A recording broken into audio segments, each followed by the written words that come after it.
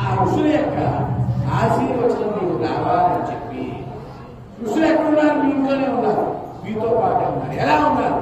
మీ గోత్రమే మీ ఋషులు.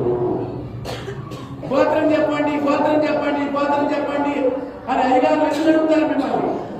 మీ గోత్రం అంటే ఏంటి? మీ ఋషి పేరు. ఆ ఋషులకి ఈ పళ్ళని మీరు సమర్పణ చేయటం.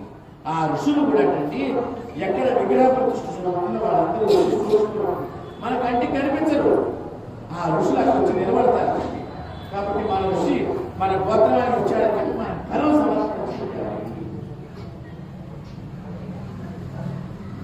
అందువల్ల గోత్రాలు వచ్చినాయి. ఎంతో గోత్రం తెలియదు మాకు అంటే ఏం పని చేస్తావా? అయ్యా నేను రోజు నాగల పని, నీకు నాగల గోత్రం ఉన్నాడు. అలా వచ్చింది నాగల గోత్రం. ఇది నాగల గోత్రం కాదు, మీకు ఋషి ఉంటాడు. సప్త ఋషుల్లో ఎవరో ఒకడు